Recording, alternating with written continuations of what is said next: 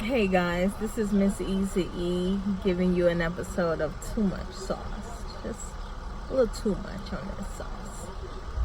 Now, I have, and this is something that the Lord is probably going to continue working on me. Working on me with this is that men who advise you or whatever the case, they take it to just a whole nother level and make the lioness come out of you. And what I mean by that is, it could have been a wonderful day, and just all of a sudden your guy or your female just starts spazzing out on the shoulda, coulda, woulda, almost happened. And it gets to the point where, okay, say it and be done with it. But when you carry something out for more than 5 minutes, I feel like you're at that moment nagging. And I'm gonna say it, especially if you're my significant other or you're my family or friend or whatever. You sound paranoid and it's pissing me off. I had an incident the other day where I mistakenly parked by the fire hydrant because, I'm just going in to use the restroom right quick or whatever the case. So I know my area that I've been living at for the past 5 years, and it's not a highly policed area versus places like Fordham Road, West Farms Road, Tremont Avenue. These are places in the Bronx that are heavy, policed. So you could more likely get a ticket there than in other areas. Significant other just went off. Oh, you coulda, you this, you that. And I'm just like, well, I've been driving for a lot of years. And yes, I've gotten hydrant tickets. And yes, I've also gotten double park tickets. And unfortunately, they're the same amount. And unfortunately, I pay them because it's, it's just, in my name. And I just, I put my big woman drawers on.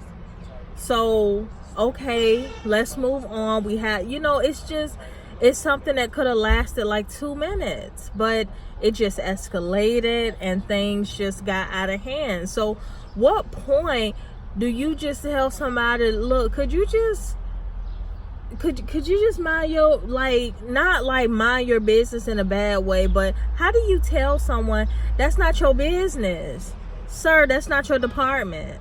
Like, how do you say that to your significant other in a nice way?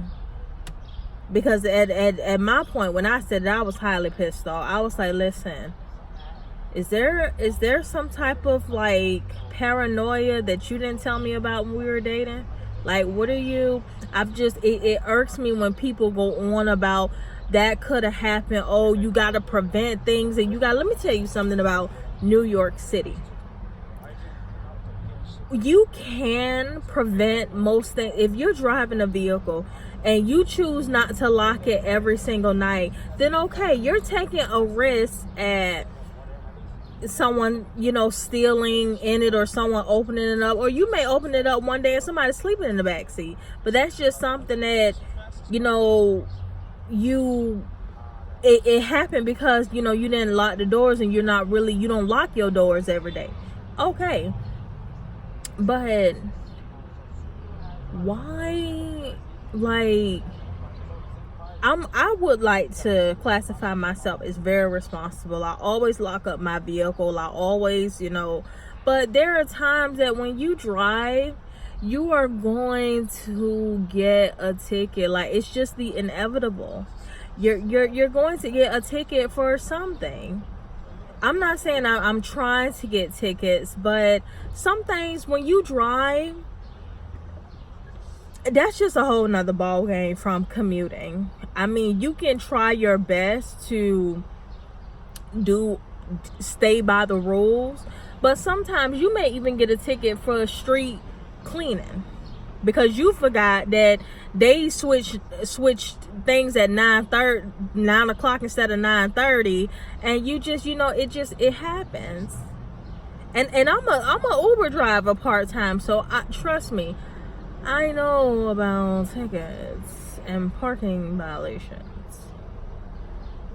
So I'm just like asking you guys, like, how do you, as a woman, is it wrong for me to say, that's just not your business? Because if I get this ticket, I'm going to be the bearer of it. I'm going to be the one going on nyc.gov, online tickets, and e-check. And, I'm going to be, so why?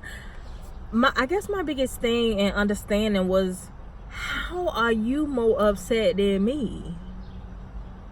How are you more upset than me?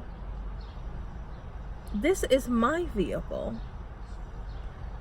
The ticket will be in my name. This is my registered tag. Like, how you more upset than me? And I'm not perfect. I am not perfect. But at the same time, when do you tell a person, that's just this, bro, that's not your department. You're in produce. This the cleaning aisle. Like, when do you tell someone that? Am I wrong for coming at, a certain way? But how do you just let things go? I feel like it, and I did say this, and I'll apologize for it if we reconvene on that conversation. But I was like, it's not that I'm perfect and I don't want to be advised, but when you, like, when your tone goes from level 1 to level 4, my tone rises too, and I'm more, at that point, I'm less likely to hear your message, especially if I've already told you you're nagging me. And then you should already know it's going the other way when I tell you, why don't you take that same energy and just advise yourself? Just advise yourself. Well, if I can't advise you, if I can't, no, I don't know. That's not your paying job. That's just like, if my supervisor was to tell me, okay, I like the fact that you want to take on my responsibilities and but don't overwhelm yourself, because you get paid as a case manager, not a case manager supervisor.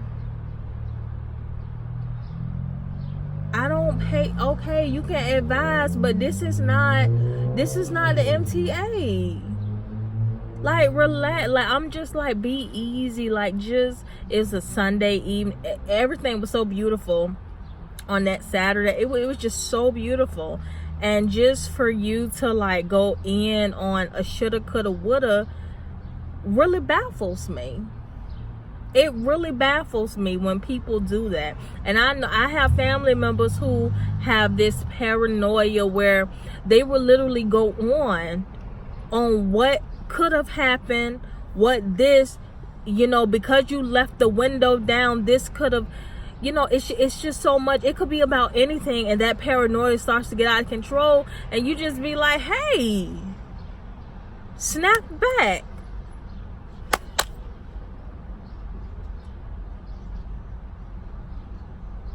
Seriously, you just be like, snap out of it. Okay, before we good? Is it sunny today? Trace my finger with your eyes. I don't want to do that to my significant other. I don't. Help me out, IG.